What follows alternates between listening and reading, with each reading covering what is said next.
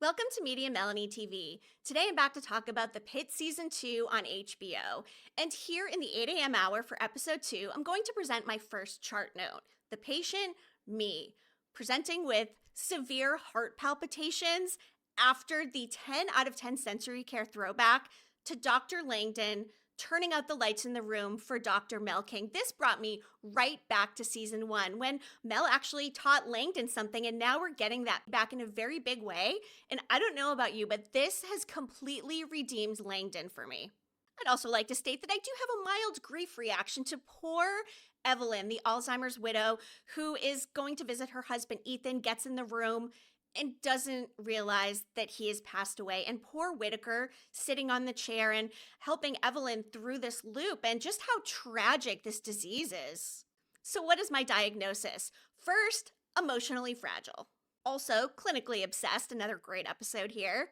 But I'm also utterly concerned for Dr. Mel King's physical and mental health, and I'm not the only one clocking that. We've got Dr. Al-Hashimi talking to her, Dr. Robbie. And then, of course, after that head injury, Dr. Langdon is also trying to take care of her as well because everybody's concerned, and as we should be. She's got the deposition coming up, and hopefully this isn't going to be anything that takes our girl Mel King out of the pit for us. All right, so what is my treatment?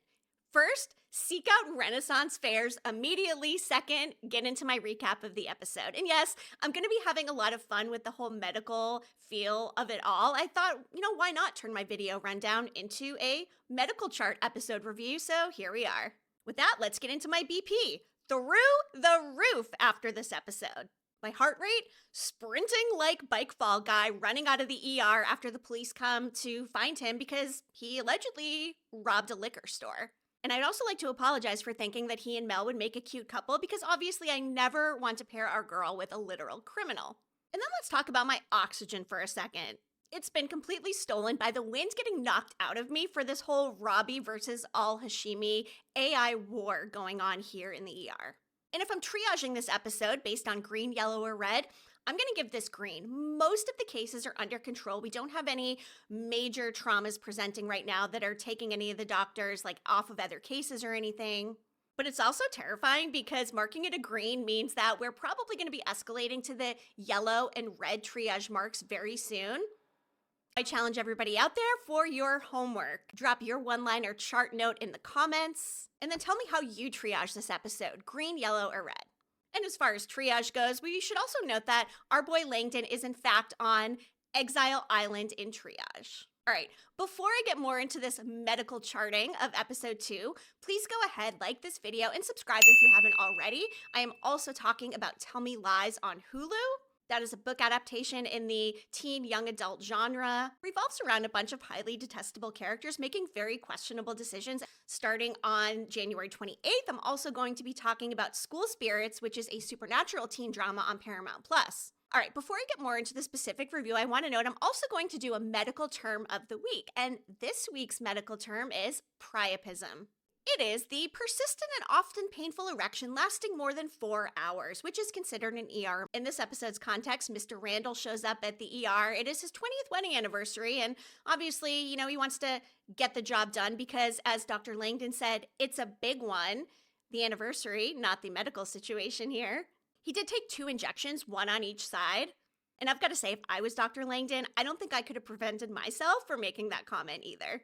All right, my chief complaint of the episode. Overall, I think the season so far is great, so I really don't have a lot of nitpicks, but I would call it acute secondhand deposition stress because, like I said, I'm very concerned for Dr. Mel King here, but also complications because this whole Robbie and Dr. Al-Hashimi storyline, it's pretty intense, right? And it's definitely been a big focus of these 2 episodes and obviously is going to be threaded throughout the season. And it's got a few different possible outcomes. Outcome A, Dr. Al-Hashimi realizes this is not for her and she ends up not staying on to replace Robbie, which could in fact force him to end up staying because he could also feel like he's not comfortable enough leaving the pit in the hands of Dr. Al-Hashimi. So then maybe he talks to Gloria, ends up dismissing her for some reason and ends up staying.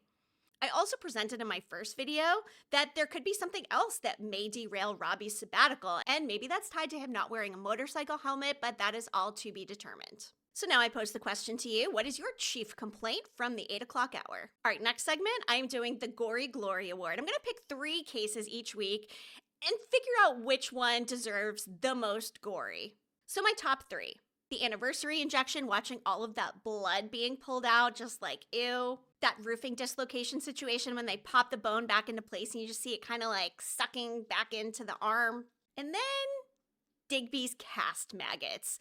I almost vomited in my mouth when that cast came off, just like so gross. And for that reason, the maggots easily get the Gory Glory Award for this week. Would you agree? Or is there another moment that you thought was maybe a little bit more gory than that?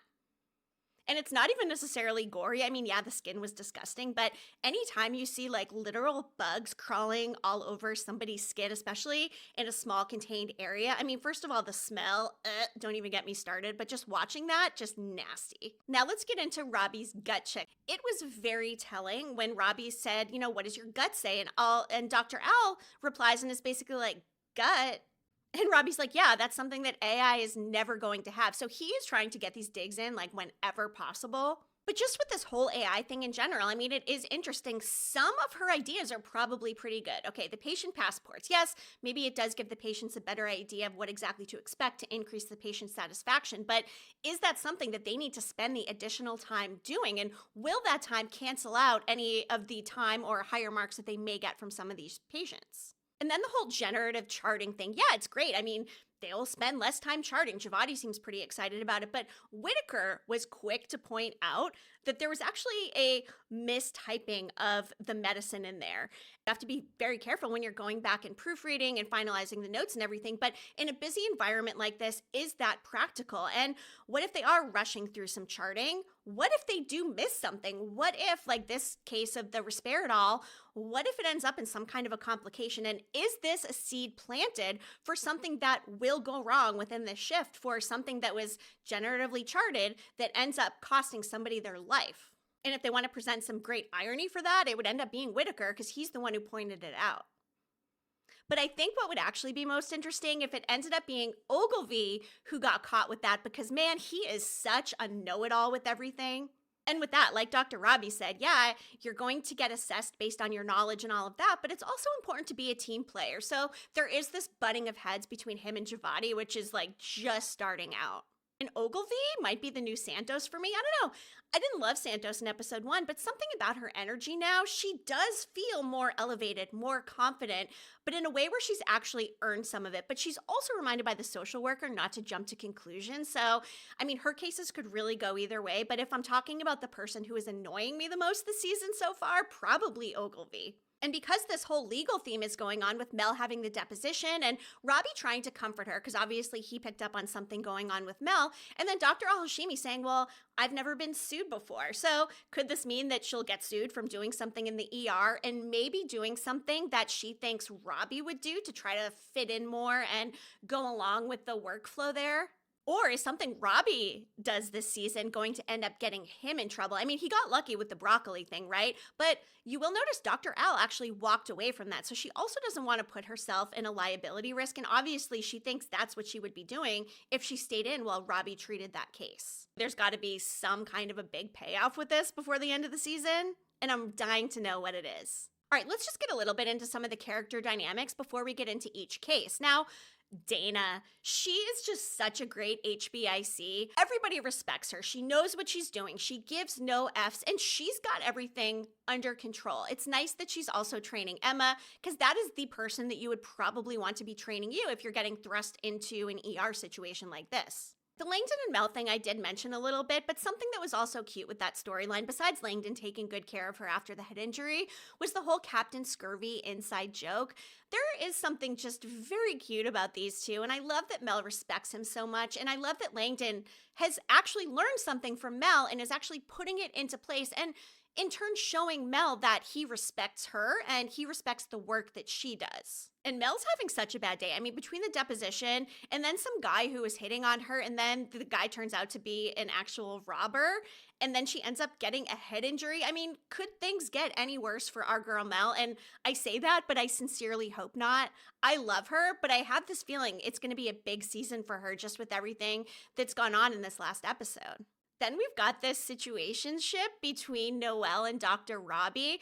And I think my favorite part in all of that, besides McKay, like, what is going on here, was when Nurse Dana tells Noelle to be careful. And she's like, yeah, I'm a big girl. And Dana basically, like, lowers her glasses and looks at her like, yeah, okay, whatever. And we know Robbie has dipped his toe into the workplace dating pool before after what we learned about him and Dr. Collins from last season. So is this Robbie's MO? Is he just like dating all the hospital people making the rounds? Is Robbie kind of a player? And with her being the bed/case manager, is some work situation going to end up getting between her and Robbie? Because obviously Robbie wants to do things his way. He doesn't really care about the beds. He wants to treat people the way he wants to treat people. In this situation, it's McKay's patient who they want to transfer because insurance won't cover his wrist surgery. But I'm sure there's going to be a case up where they end up getting into it a little bit, and maybe that is what ends up derailing their situation. Hard to say how long it's been going on. There's a 10-month time jump here, so, I mean, who knows? I'm not mad that there's a Robbie romantic interest. I don't know that we necessarily need that storyline, but given that he is going on this sabbatical, I wonder if it will tie in somehow. But I also kind of liked how Robbie chalked up McKay as being a heightened empath. I thought that was really funny. I mean, she obviously sees what's going on there. And then also, I just love the Princess and Perla vibe. These characters are awesome. Not only are they standout nurses, but I love the vibe between them, everything about them. They've got a great bond. They're good coworkers. I just enjoy it every time I see them on the screen. We also learned in this episode that Whitaker is now actually officially a doctor. Javati still calls herself what she is, which is a student doctor. And it's also Javati's 21st birthday coming up. So it seems as though maybe some of her coworkers are planning on a party or being at a party that maybe her mom is throwing for her. Maybe it's a surprise party. I don't know if Javati's actually going to like that. She just doesn't strike me as the surprise party girly type. But also, I just kind of enjoy the interactions between Javati and Santos. What I really want to know, though, is what nickname Santos is going to give to Dr. Al-Hashimi. All right, let's get into the case-by-case rundown now. We've still got Kylie, who they suspect could be potentially abused. It doesn't seem like the girlfriend is in on it. And now we have Dylan, who's the social worker, who goes to talk to the girlfriend, is going to talk to Kylie, and then eventually the dad. Now, Santos seems pretty sure that this is an abuse situation, and she's like, well, why else would the dad not be here? But I've got to think there's more to it. They're not just going to give us everything up front and make it a straight, clear-cut abuse situation. I do think it's going to be something that we don't suspect. And I am wondering, could the girlfriend have something to do with it? Is she not even being honest about the amount of actual time that she's been dating Kylie's dad? Probably not, but I just still haven't ruled her out as actually being involved, even though maybe they have. As a mother, I just could never imagine causing physical harm to your children. I mean, yeah, I yell sometimes and I'm not proud of that, but to actually hurt a child, unbelievable. I just have a really hard time with all of that. And also just getting into the baby. What do we think is going on with the baby? They haven't been able to figure out anything like actually wrong medically, although it does seem like they're asking for more tests. But what's actually funny is my Padres producer texted me today and is like, hey, what do you think is going on with the baby? And he actually suggested it could be tied into Harlow, who's the hearing impaired woman out in the lobby. Now, I don't necessarily think Harlow left the baby. I think if she was leaving a baby there, she probably would have left herself, especially if it's past the safe haven law. But what if she actually saw who did leave the baby there and has that information, but A, isn't talking to anybody because she can't hear her name over the loudspeaker? Or B, maybe knows who the baby is, or maybe knows who the actual parents are themselves and came in to try to talk to the hospital about the baby being abandoned. And how many episodes is it seriously going to take to get this poor woman seen? If she can't hear, I'm just wondering, wouldn't she have noted that on her chart, like hearing impaired? I would think that would be the number one thing. And obviously she checked in and filled something out on paper because they're calling her name. Something about that is just not quite adding up for me. McKay is still treating Mr. Williams, who is the wrist guy that they're trying to transfer to the other hospital, still concerned with whatever's going on with him neurologically, and he is going to need surgery. There was that surprise roofing trauma situation that everybody was working on. The open dislocation, and that was another one where Robbie and Al-Hashimi were kind of butting heads. Our friend Louie is still here, who's actually Dr. Langdon's patient, but they're working on draining that fluid from his abdomen, and I didn't necessarily put that in my Gory Glory awards for this week, but it is just kind of nasty, like looking at how distended it is and then the liquid coming out. At least it's not blood like was coming out of that other thing that we saw in this episode. There's Evelyn, who's got the Alzheimer's, who had her husband Ethan pass away in the hospital, and Whitaker's dealing with that. That one really just pulled at my heartstrings, absolutely crushing. And the fact that she does need placement, but they have no reason to hold her there, I'm concerned they're going to have to end up letting her go, and this cycle's going to repeat itself. Or maybe she's going to have some kind of like mental or dementia-related break when she does come to reality and realize that her husband is no longer with her. But I guess, too, my question was, like, when she went to see him in the room and touched him, didn't she feel that he was cold and stiff? Or is the dementia of this disease as such that you don't even notice those cues of very simple things like that because your mind is in such a different place? I really can't personally speak to that, but as I said in my first video, dementia breaks my heart. One of my best friend's moms is dealing with this right now, and I hope medical research can come up with some form of treatment or cure or something, because unfortunately dementia, Alzheimer's, all of this is something that is very much running rampant. All right, we have the case with the girl who super glued her eyelashes shut, and like, what are you doing using super glue and not eyelash glue? I mean, I'm not saying you deserve this, but at the same time, I mean, like, Then we've got our eye nun, Sister Grace, and we learned that it is gonorrhea. And at first, they're all sort of questioning, I mean, is this nun up to something? But as it turns out, she's out there helping people and probably got exposed to it from changing sheets or laundry or something like that, which is very sad. But I was also kind of hoping there'd be a little bit of a scandalous storyline with the nun, maybe, I don't know, like getting it on with somebody and they'd come to the hospital and it would be some big dramatic thing. But I already talked about Digby and the cast removal and the whole maggot situation. Just gross. You win the Gory Glory Award as previously stated. And then baby Jane Doe, again, still don't know exactly what's wrong with the baby, where the baby came from. And we're also wondering why Dr. Al had that reaction last week. Is it PTSD? I mean, we know she's divorced and has a child. Did she lose another child?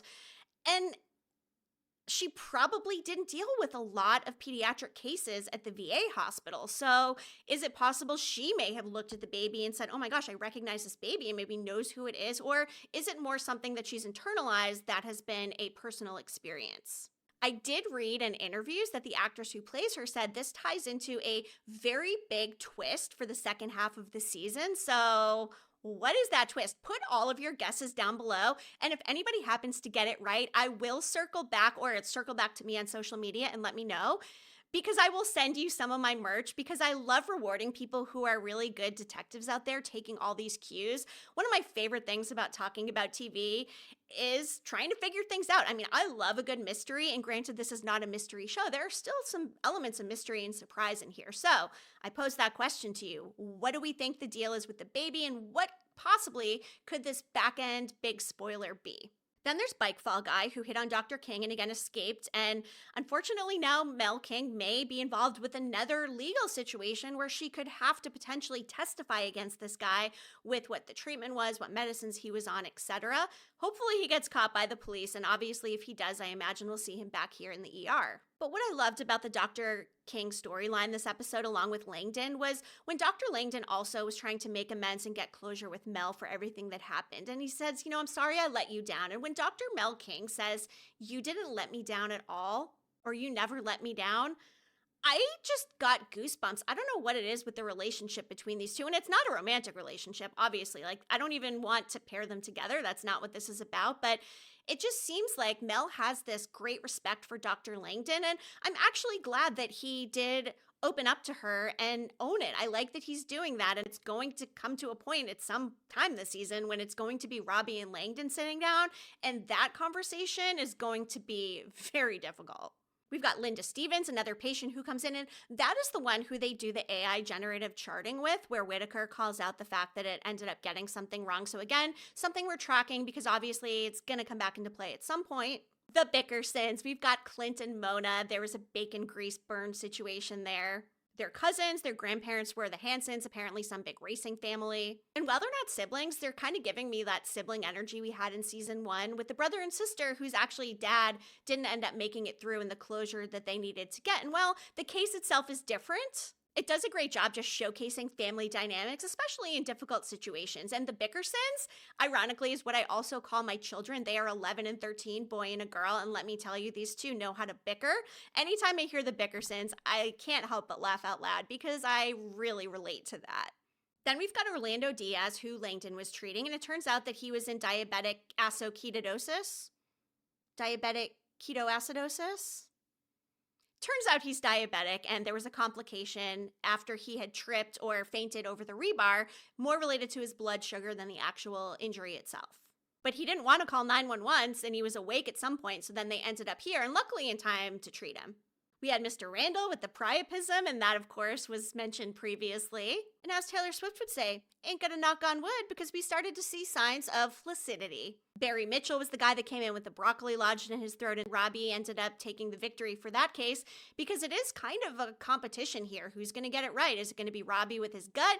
Is it going to be Dr. Al-Hashimi with her charting and her strict following of the rules? Maybe Dr. L ends up seeing that Robbie does things in a way that actually works in this environment, this specific hospital, and then she ends up coming around and has a more human or gut-centric focus and methodology instead of just strictly going by the book. Then there's also the possibility that Robbie ends up getting something wrong and he sees things a little bit more from her side and ends up adopting some of these things she's suggesting, some but not all. And the final case that came in this episode was the combative college kid who came in the ambulance. Or they do end up in some kind of middle ground where they both learn something from one another. And Robbie can actually walk away on his sabbatical feeling like he is in a good spot to leave this in Dr. Al's hands. What do you guys think about that? How is this power struggle going to end? Is Dr. Al even going to be here by the end of the shift? Is Robbie going to go on his sabbatical? So, my final diagnosis for 8 a.m. I think this was another completely solid episode of television. I will say I don't necessarily love Dr. L's character. She's kind of grating and annoying and kind of a know-it-all. Like her and Ogilvy definitely seem like two of a kind. Anytime there is a character that gives you this sort of visceral reaction like I felt more with Santos last season, that also means that the actor portraying them is doing a great job to elicit these types of feelings. So even though I may not like the character, it is very good for dramatic tension introducing a character like this who basically jumps in and disrupts everything. So, asking all of you, how do you diagnose this episode? Did you like it? What were some of your highs and lows? What was the goriest moment for you? Drop it all down below. And also, remember to like this video, subscribe if you haven't already. I'm going to be here for all episodes of the Pitt Season 2, and I can't wait. I appreciate you tuning in, and I'll be back again soon with more TV talk. Media Melanie, clicking off.